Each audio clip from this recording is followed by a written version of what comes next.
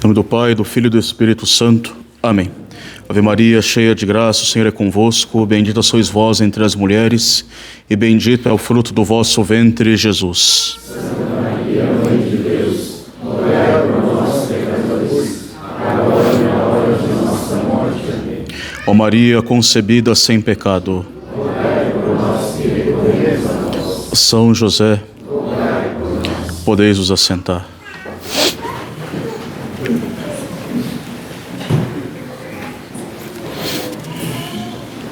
Maria é assunta aos céus, alegrem-se os exércitos dos anjos. São as palavras deste belíssimo aleluia da missa, da festa, da Assunção de Nossa Senhora ao céu. Maria é assunta aos céus, que se alegrem os exércitos dos anjos. Esta alegria que nós proclamamos e que alegram os próprios anjos, vem que esse mistério, do fato desse mistério da Assunção da Virgem aos céus, ele representa, ele nos dá ele contém três glorificações de Nossa Senhora. Nossa Senhora, ela é 3 vezes gloriosa na sua Assunção, na sua subida ao céu. Em cada uma dessas glorificações de Nossa Senhora, nós podemos considerar como se fosse um triunfo, uma coroação pelas suas diversas virtudes e pelos seus diversos privilégios. Nossa Senhora, ela é 3 vezes gloriosa, é o que nós festejamos na sua Assunção.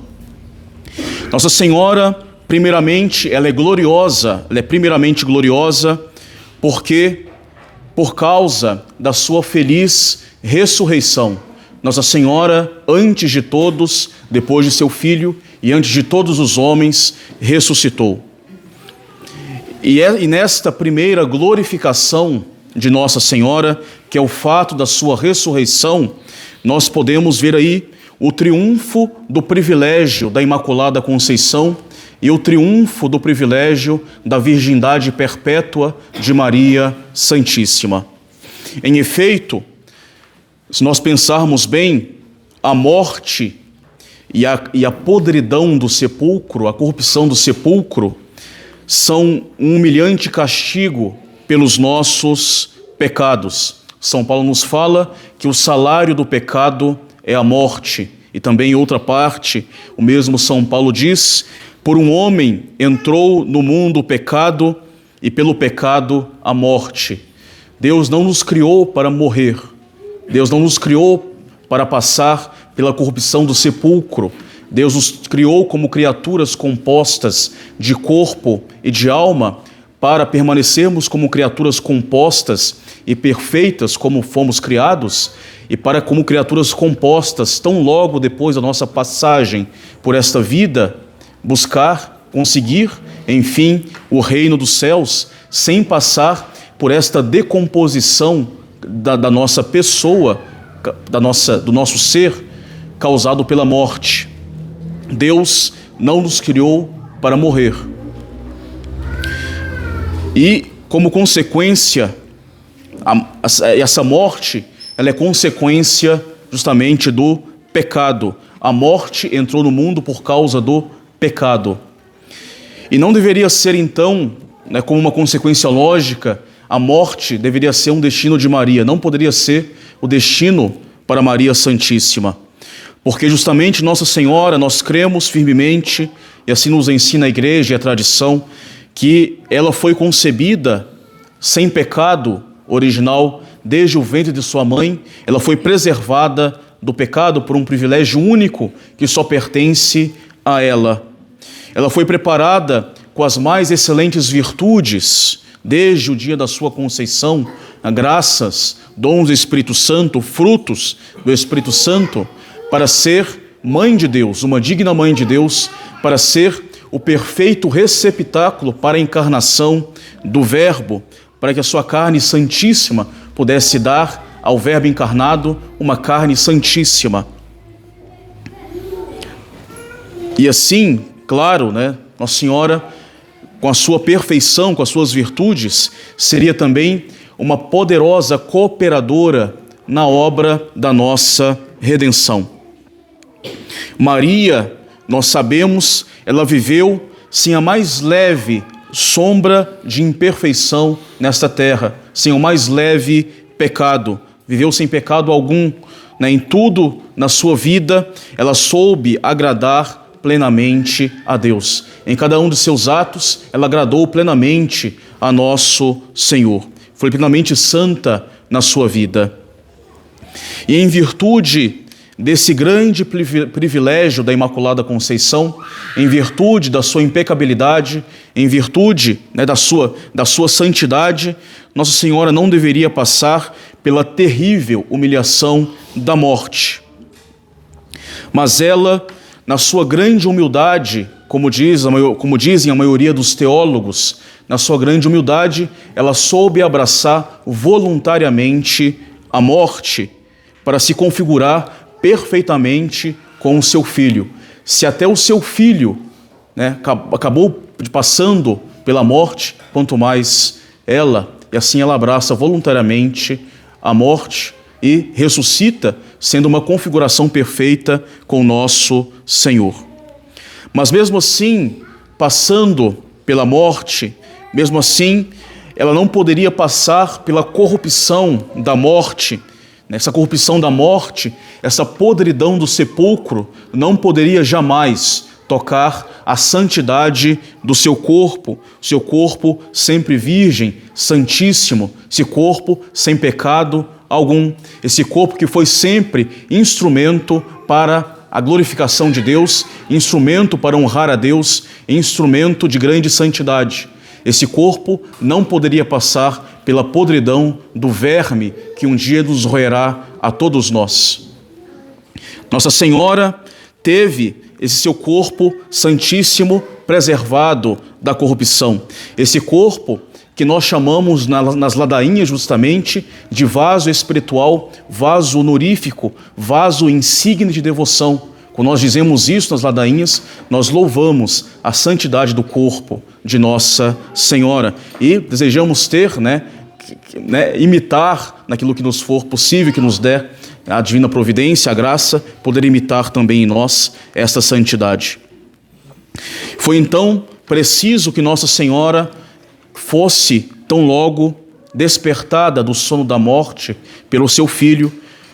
Foi necessário então que Nosso Senhor ressuscitasse e tomasse outra vez para si a sua mãe, tomasse outra vez sua mãe para a vida e a levasse para o céu.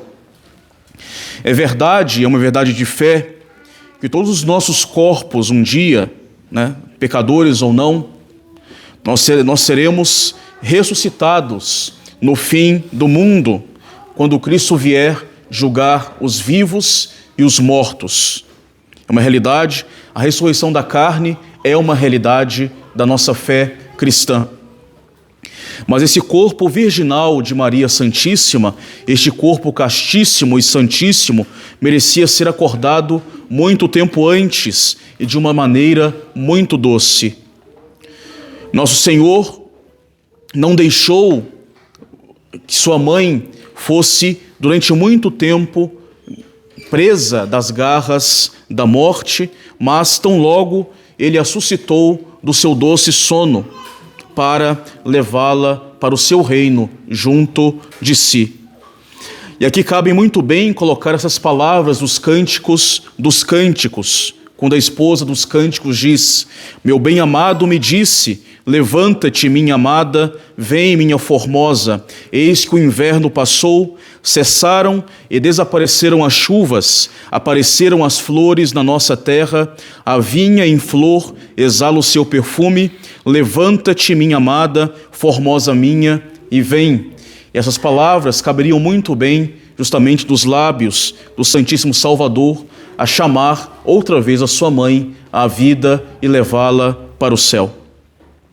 Nos diz ainda, e completa São João Damasceno: convinha que esta oliveira, sempre verdejante, símbolo da paz entre o céu e a terra, ela nunca se desfolhasse, mas ela fosse transplantada intacta da triste margem do mundo para a margem do rio, do rio da eterna doçura que corre na cidade santa do paraíso. E assim, Nossa Senhora recebe a sua primeira glória, a sua primeira glorificação, ela é ressuscitada. A segunda glória de Maria Santíssima que nós celebramos na Assunção é justamente a sua subida de corpo e de alma ao céu. E esta subida de Nossa Senhora aos céus, essa elevação de Nossa Senhora aos céus pelo seu Filho, ela foi como que o triunfo e a coroação da humildade de Nossa Senhora e da sua perfeita conformidade com a vontade de Deus.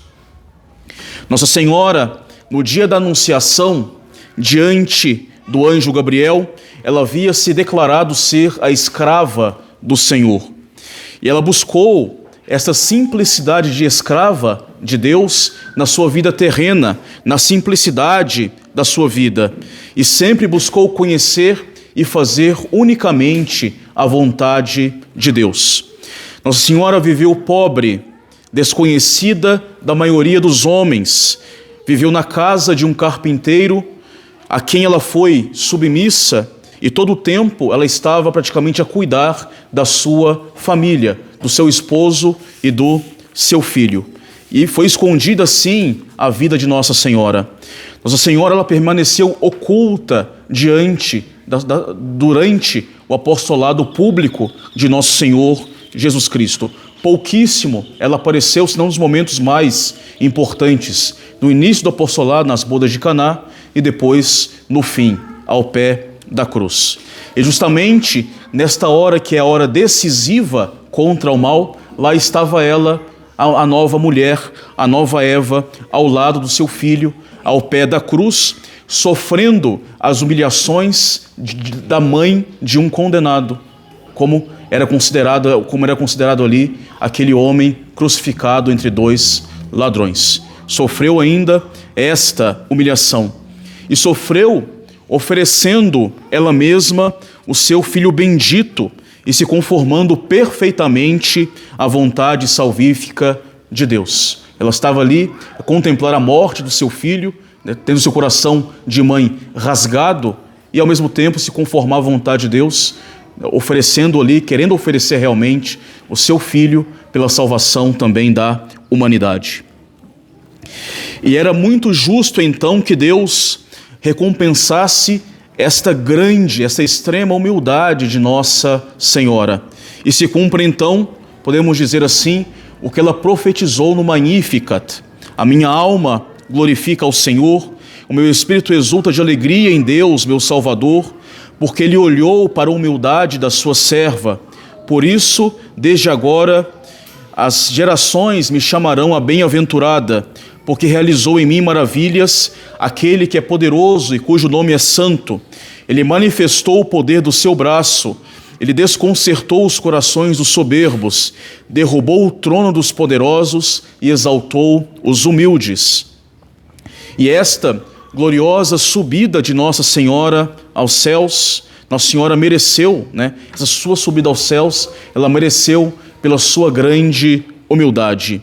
A sua virtude, esta humildade, esta virtude que a coloca como antítese daquela soberba serpente que trouxe o pecado à morte e o pecado ao mundo.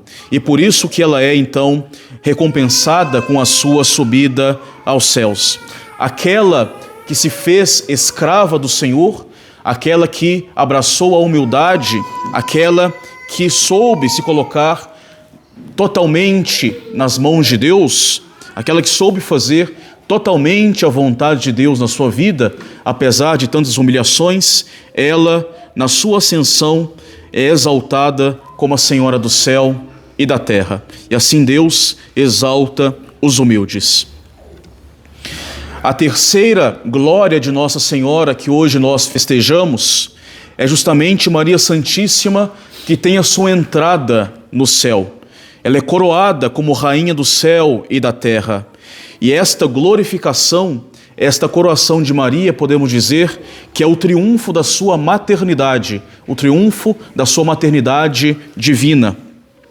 Outra vez, aquela que foi mãe de Cristo sobre a terra, que cuidou de seu filho, que amou seu filho, que esteve ao lado de seu filho nos momentos mais importantes, sobretudo ao pé da cruz, ela, outra vez, está junto de seu filho. Aquela que foi mãe de Cristo na terra, permanece como mãe de Cristo nos céus, mãe de Deus nos céus. O coração de Maria, o coração de Jesus estiveram unidos nas alegrias da encarnação, estiveram unidos durante a vida doméstica de Cristo, estiveram unidos durante a vida terrena de apostolado de Cristo, estiveram unidos nas amarguras da paixão, e agora, enfim, este coração de mãe e de filho estão unidos outra vez nas glórias de Maria no céu. E ela recebe as glórias dignas de uma mãe e mãe de Deus, que ofereceu o seu filho pela salvação da humanidade. E ela, sendo mãe do Deus que se fez carne, ela também recebe esse título de mãe e intercessora, mãe de todos os homens, mãe da humanidade, resgatada pelo sangue precioso de nosso Senhor Jesus Cristo. E agora no céu, esta mãe está a reinar gloriosa junto de seu filho, porque o seu filho, ele mesmo, é rei de um reinado conquistado, arrancado das mãos do demônio pelo preço da redenção.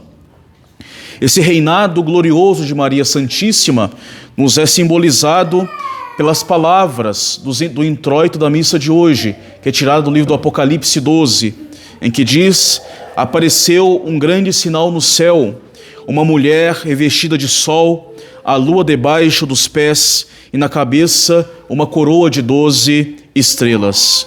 Nós vemos aqui as maravilhas da criação, segundo a apreciação popular, é claro, o sol, a lua, as estrelas, o cosmos como um todo, tudo isso sustenta, coroam, dão brilho à glória de Nossa Senhora, prestam vassalagem a Maria Santíssima. A lua, nós temos aqui com suas várias fases, simboliza a passibilidade terrena, ela está debaixo dos pés de Nossa Senhora e sustenta Nossa Senhora, mostrando que Nossa Senhora é rainha de tudo que passa, rainha da terra. O ilimitado esplendor da graça de Deus, o sol da justiça, Jesus Cristo, cobre totalmente Nossa Senhora, nos mostrando que Nossa Senhora é rainha dos céus, rainha da glória. Todas as almas benditas, os espíritos celestiais, simbolizado aqui pela coroa de 12 estrelas, coroam Nossa Senhora, cuja santidade ultrapassa todos os demais santos, bem-aventurados, resgatados pelo sangue de Cristo, pela redenção. Nossa Senhora é rainha de todos os santos, e todos os santos só fazem que aumentar a beleza e a grandeza de Nossa Senhora. E toda esta glorificação de Maria, todas essas 3 glórias de Maria que hoje nós celebramos, deve ser penhor de misericórdia para nós todos, deve ser garantia de salvação, de misericórdia, de exemplo para cada um de nós. Nós temos, enfim, junto de Deus, Nossa Senhora. Nós temos a Virgem, cuja intercessão ela é poderosa junto de seu Filho, porque ela intercede por nós na qualidade de mãe de nosso Senhor, de mãe de Deus, e também na qualidade de nossa mãe. Como mãe de Deus, ela tem um poder de intercessão junto de seu Filho. Como nossa mãe, ela se interessa pelas nossas necessidades. Se nas bodas de Caná ela já se mostrou interessada pelos problemas dos esposos de Caná, pela falta de vinho, e mostrou a sua intercessão junto de seu filho em favor daquela ocasião, daquela circunstância, também hoje, nas bodas do Cordeiro encarnado, na grande festa do céu, Nossa Senhora, colocada no alto do seu ofício de intercessora, de medianeira de todas as graças, ela poderá obter para nós os bens que nós a pedirmos com grande confiança. E por isso que muitos teólogos a nomeiam de onipotência suplicante, dado o poder das suas preces diante de Deus, dado o poder da sua intercessão. E diante desta realidade da poderosa intercessão de Nossa Senhora, nós devemos aprender na nossa vida cotidiana, na nossa família, nas orações pessoais, nos dirigir a Nossa Senhora, pedir a ela, voltar-nos com confiança para este coração de mãe que tanto nos ama como filhos que somos dela, filhos que ela recebeu debaixo da cruz de seu filho, mulher, eis aí o teu filho, filho, eis aí a tua mãe, eis aí a nossa mãe, eis aí a mãe que continua sempre intercedendo por nós e que nós devemos então abraçar essa devoção por ela, buscar, aprender, crescer na devoção por Nossa Senhora, suplicar, dirigir a Nossa Senhora as nossas preces, porque justamente se ela recebeu tais poderes de Deus, é justamente também para nos auxiliar nas nossas necessidades. Se Deus a fez tão alta, é para que ela possa também nos ajudar e nos socorrer nas nossas misérias. Nossa Senhora, ela é assunta também como esperança de santificação e de salvação para todos nós. Nossa Senhora, ela é elevada diante dos nossos olhos como exemplo de virtude, exemplo de vida, de santidade. Quando nós contemplamos a glória de Maria Santíssima, nós devemos nos lembrar, ter bem na nossa mente a sua vida virtuosa, a sua santidade na terra, o seu completo abandono à vontade de Deus, as suas dores, os seus sacrifícios que ela passou na sua vida terrena. E assim, contemplando a sua glória, nós devemos buscar imitar a Nossa Senhora nessas mesmas vias da santidade que conduzem à glória de Deus.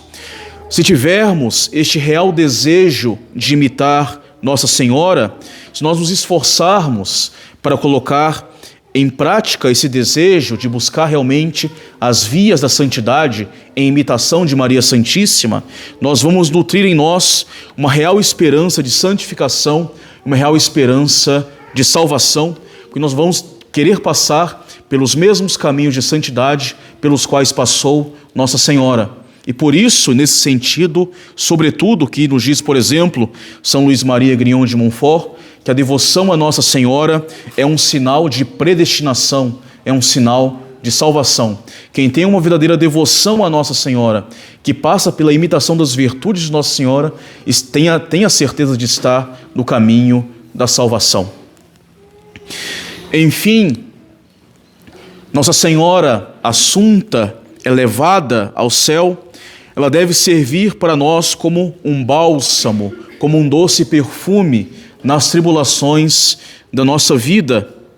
Nossa Senhora, ela foi assunta ao céu, ela foi elevada de corpo e de alma ao céu como prêmio pela sua coragem, pela sua força, pela sua generosidade em abraçar as dores da vida terrena por amor a Deus e fazer em tudo na sua vida a vontade de Deus. E assim, este seu exemplo de vida dolorosa e essa sua recompensa na vida gloriosa deve ser para nós um conforto para nos ajudar a suportar todos os dias as dificuldades da nossa vida com confiança na divina providência, com serenidade cristã, lembrando que é só um tempo, são dificuldades que durarão somente um momento, somente um tempo da nossa vida, que serão coroadas um dia no céu. A esperança de estar um dia com Nossa Senhora no céu deve iluminar as noites escuras da nossa vida. E sobretudo nesses momentos de angústias, de lutas espirituais, de perseguições, é que nós devemos nos confiar à intercessão da nossa boa mãe, Maria Santíssima. Nós vamos buscar este santíssimo colo de mãe. Ela é gloriosa. Ela é gloriosa porque venceu o mal, esmagou a cabeça da orgulhosa serpente.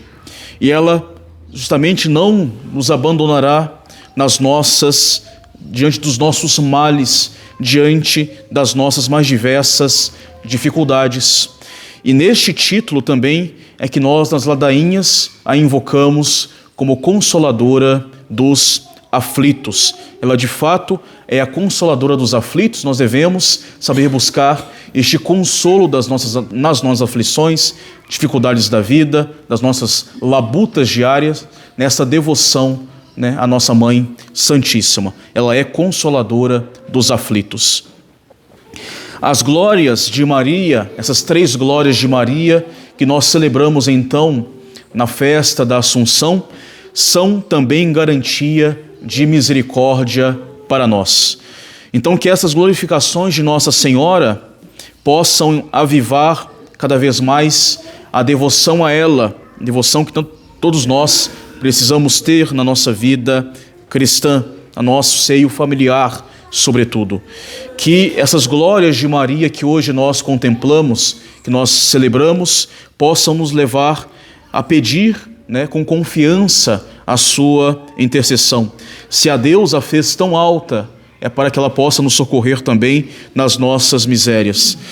Que essas glórias de Maria que hoje nós festejamos possam nos avivar o ânimo para imitar as virtudes e os caminhos de Nossa Senhora e, sobretudo, nos consolar nas dificuldades, nos trabalhos da nossa vida, com a certeza de um dia ter a glória futura ao lado de tão boa Mãe. Louvado seja nosso Senhor Jesus Cristo. Em nome do Pai, do Filho e do Espírito Santo. Amém.